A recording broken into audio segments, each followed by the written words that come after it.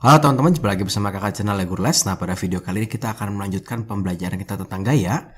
Kita akan belajar tentang yang namanya hukum Newton pertama dan kedua. Jadi apa sih hukum Newton pertama dan kedua? Yuk kita bahas sama-sama ya. Nah, hukum Newton yang pertama itu berbunyi seperti ini. Suatu benda akan tetap diam atau bergerak dengan kecepatan tetap kecuali ada gaya luar yang bekerja pada benda tersebut. Jadi kalau ada suatu benda diam dipaksa untuk bergerak secara tiba-tiba dia nggak bisa. Gitu ya, dia pasti akan tetap diam. Ada suatu benda bergerak, kita paksa berhenti, dia tidak bisa. Contohnya seperti ini. Nah, misalkan nih kakak punya mobil nih ya. Mobilnya lagi diam, tiba-tiba yang bawah itu bergerak gitu kan. Memaksa si mobil untuk bergerak. Nah itu nggak bisa, dia akan mempertahankan posisi dia diam. Atau seperti ini nih, ada apel nah di atas skateboard gitu ya. Ketika didorong dia bergerak, tapi tiba-tiba skateboardnya nabrak ke dinding. Dipaksa tiba-tiba berhenti, nah itu nggak bisa. Ya, contoh lain tuh paling gampang kalau misalkan kamu lagi naik mobilnya tiba-tiba ngerem, kita pasti ke depan gitu badannya. Itu adalah salah satu contoh hukum Newton pertama.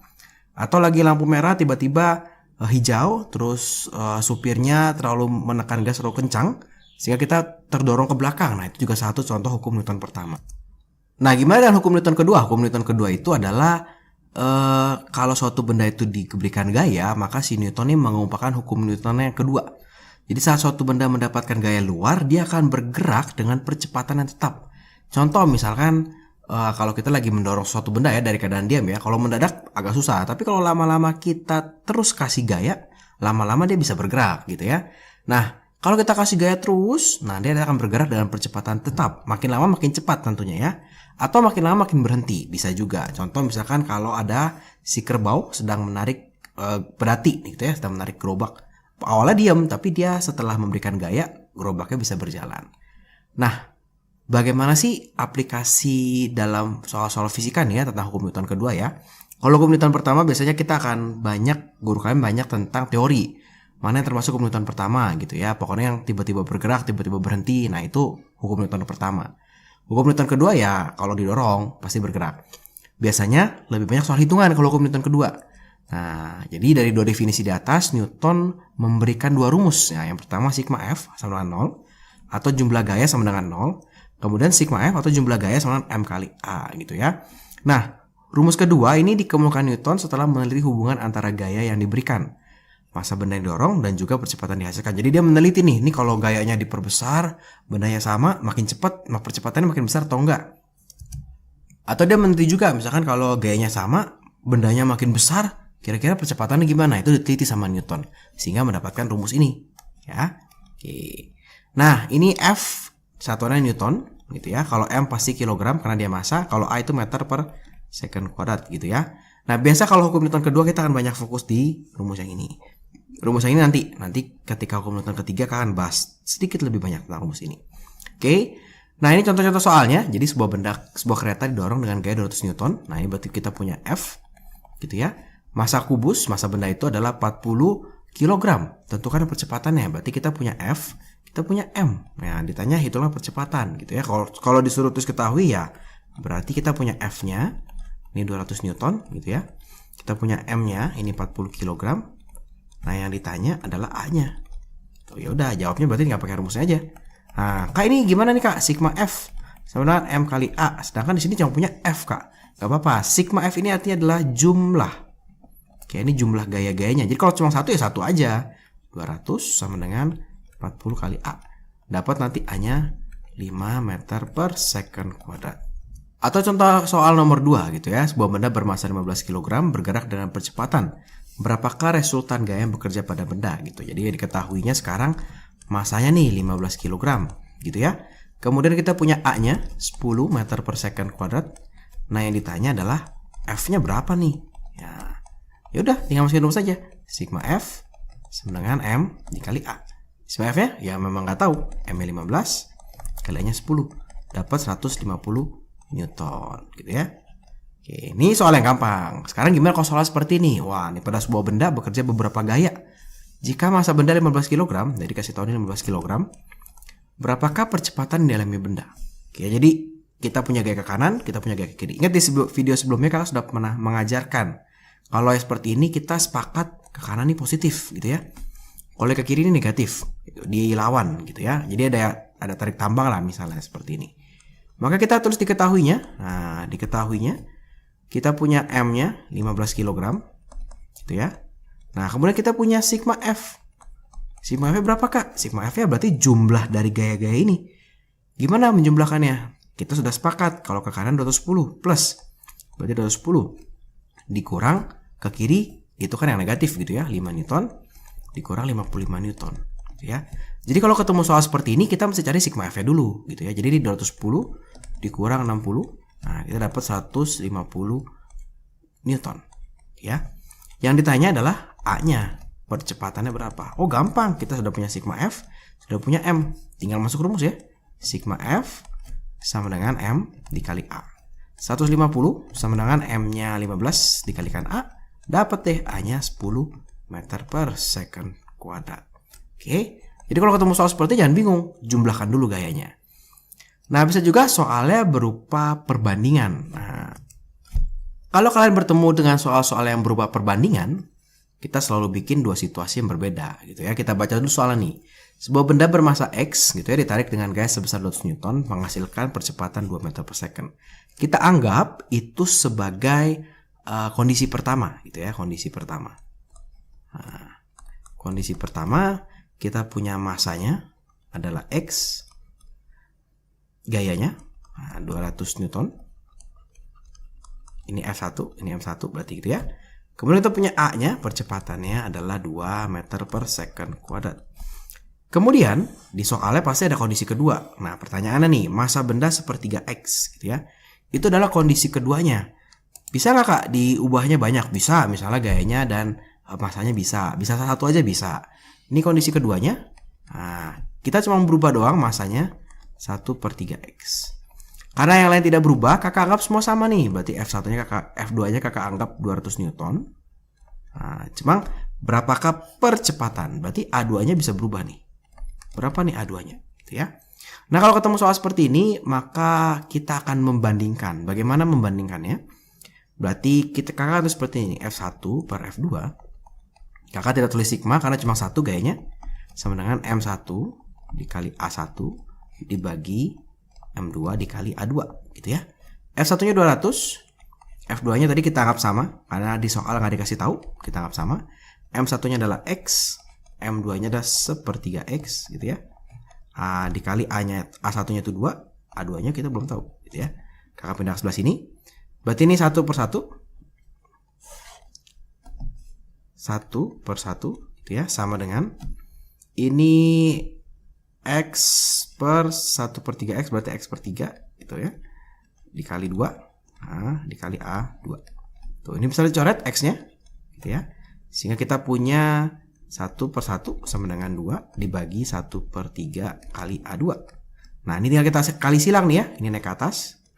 Jadi 1/3 A2 sama dengan 1 yang bawah naik ke atas, 2 kali 1, 2. Sehingga kita akan dapat A2-nya adalah 6 meter per second kuadrat gitu ya. Oke. Itu situasi yang A. Bagaimana dengan situasi yang B gitu ya? Ya udah sama saja kalau situasi yang B. Berarti tadi kondisi pertama, sekarang kita punya kondisi ketiganya. Nah, kondisi ketiganya sekarang M-nya 3-nya adalah 4X gitu ya. Kakak akan membandingkan ini dan ini. Kemudian F3-nya tetap 200. A3-nya yang ditanya berapa nih A3-nya gitu ya. Nah, kita bikin sama berarti F1 per F3 sekarang sama dengan M1 kali A1 per M2 dikali M3 kali A3 ya, karena kita membandingkannya yang 3. Berarti 200 dibagi 200 sama dengan M-nya X ini per 4X. Nah, A1-nya ini 2 ya, ini A3. Nah, ini boleh dicoret X-nya. 200 boleh dicoret. 1/1 sama dengan 2 per 4A3. Nah, ini kali silang, ini naik ke atas gitu ya. 4A3 sama dengan 2. Saya kita dapat A3-nya adalah 1/2 meter per second kuadrat. Nah, ini kan yang berubah masanya. Bisa aja soalnya yang berubah adalah gayanya. Sama aja tetap. Jadi tetap kita bikin kondisi pertama, kondisi kedua. Nah, Kakak langsung aja ya kondisi yang ketiga. Gini, kita punya 3 kondisi. Kondisi yang pertama, F1-nya ini soalnya masih sama, masih 200 Newton. Itu ya, masanya ini masih sama X. A1-nya ini masih sama 2 meter per second kuadrat. Kemudian yang kondisi keduanya, nah ini kondisi kedua, nah, semuanya masih sama kecuali gayanya aja berubah. Nah, gitu ya, 50 Newton. M2-nya ini jadi tetap X karena nggak dikasih tahu. A-nya tetap kita nggak tahu. Nah, kita cari berapa. Gitu ya, berarti gimana carinya? Ya udah, kalian di sini. Berarti F1 per F2 sama dengan M1 dikali A1 per M2 dikali A2 gitu ya. F1-nya 200, F2-nya 50. Nah, sekarang beda ya. M1-nya itu X, M2 juga sama X. Nah, A2-nya itu adalah 2. Ini A2-nya adalah A2. Kita nggak pengen tahu ya. Ini 4. Nah, 4A2 sama dengan 2. Sehingga dapat A2-nya adalah berapa nih? 2 bagi 4. Setengah meter per second kuadrat. Gimana kalau misalkan gayanya jadi 450? Sama aja gitu ya. Jadi ini F-nya jadi 450 Newton. Nah, kakak tambahkan sedikit. Jadi misalkan gaya bekerja 450 Newton dan masanya gitu ya. Dan masanya menjadi 4X. Nah, berarti ini masa 3-nya berubah juga nih, 4X. Kakak ubah dikit supaya agak sedikit menantang soalnya. Kemudian ditanya adalah A3-nya berapa gitu ya. Berarti sama aja nih. Maka kita bikin F1 per F3 gitu ya, sama dengan M1 dikali A1 dibagi M3 dikali A3. F1-nya 200, F3-nya 450. Kita masukin aja angka-angkanya. M1-nya itu X, M3-nya jadi 4X gini ya. A1-nya itu 2, A3-nya kita nggak tahu gitu. X-nya boleh dicoret, 2 sama 4 boleh coret jadi 2 gitu ya.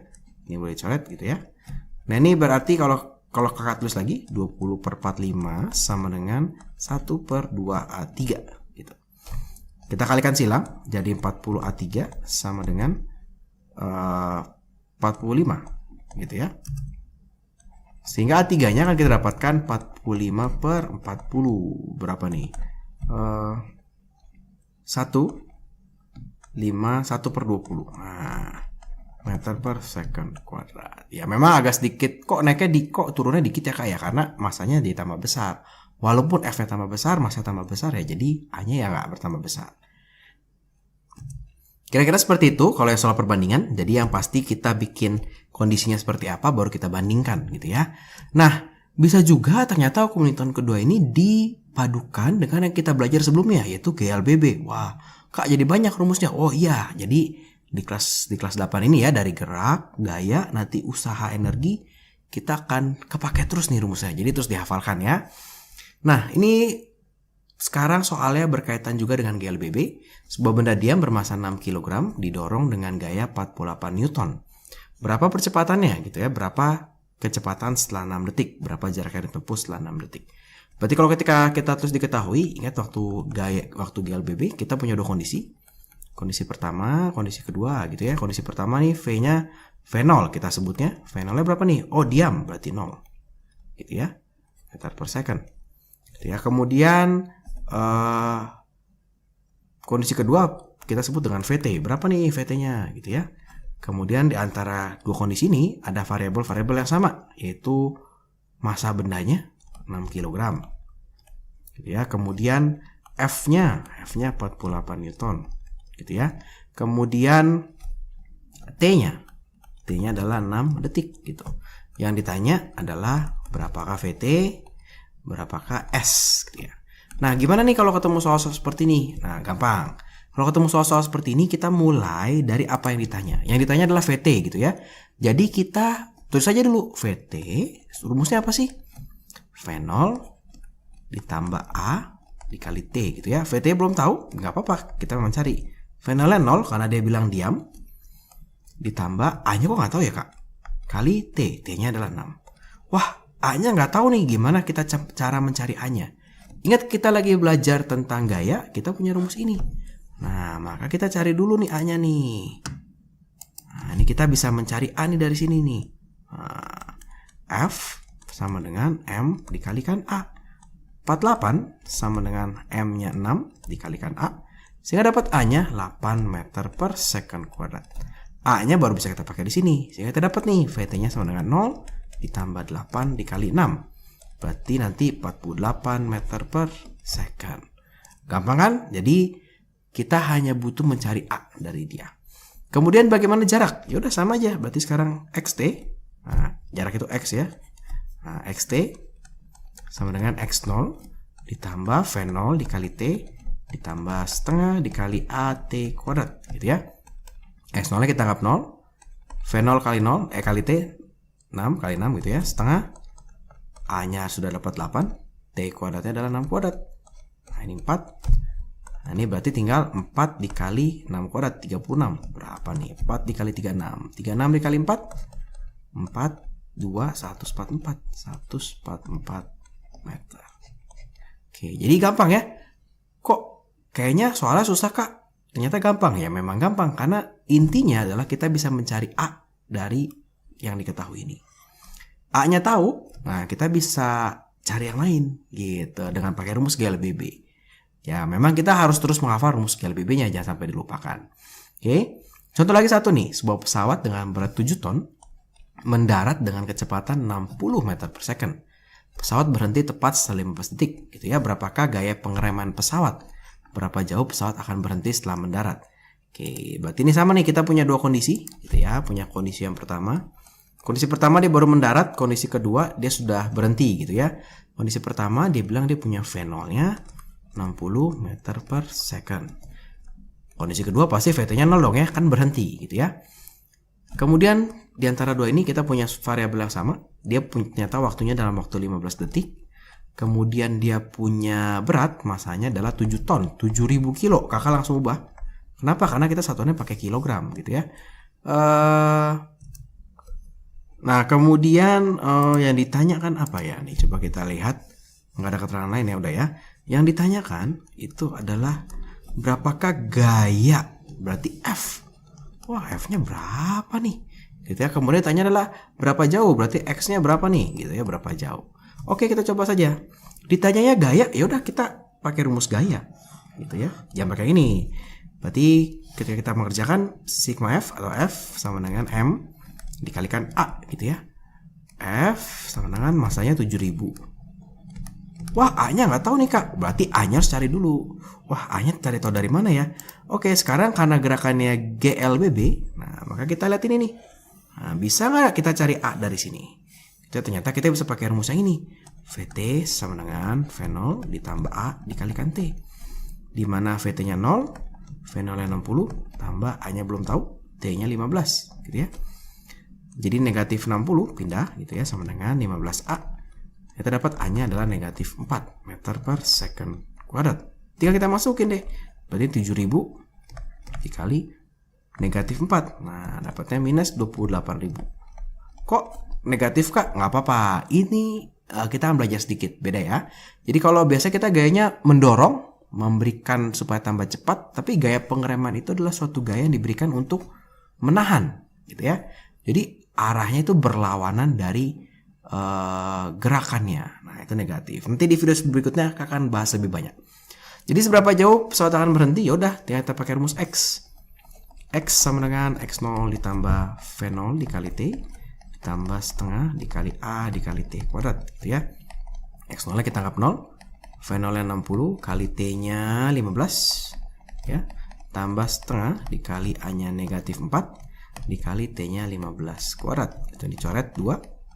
Ini 60 dikali 15 berarti 1200 ya. Ditambah ini 2 dikali dikurang ya. Dikurang 2 dikali 225 gitu ya. Berarti ini 1200 dikurang berapa nih? Sorry maaf ya, ini kakak agak salah sedikit. Ini bukan 1200 ya. 6 kali 15 itu 900. Nah, ini 900 gitu ya. 900 dikurang berapa nih? 450 ya. Nah, berarti 450 meter. Nah, ternyata cuma butuh 450 meter buat si pesawat untuk berhenti. Pesawatnya cuma 7 ton tapi ya, bukan pesawat jumbo jet. Nah, kira-kira seperti itu. Jadi hukum Newton kedua itu kita akan banyak bahas, kita banyak belajar tentang sigma F sama M kali A gitu ya. Kemudian bisa aja tipe-tipe soalnya standar. Nah, ini tipe-tipe soal standar nih. Soal nomor 1, nomor 2, nomor 3 standar banget. Ya, nomor 3 agak sedikit beda dikit gitu ya. Kita penting adalah menghitung sigma F-nya. Kemudian ada soal perbandingan dan juga soal yang digabungkan dengan gerak lurus berubah beraturan. Oke, kira-kira seperti itu. Terima kasih buat teman-teman yang sudah menonton video kakak. Selamat belajar. Kalau teman-teman merasa video ini bermanfaat, ayo video ini kita bagikan kepada teman-teman kalian supaya kalian bisa belajar bersama. Jangan lupa videonya di like dan juga subscribe di channel Legurles. Terima kasih.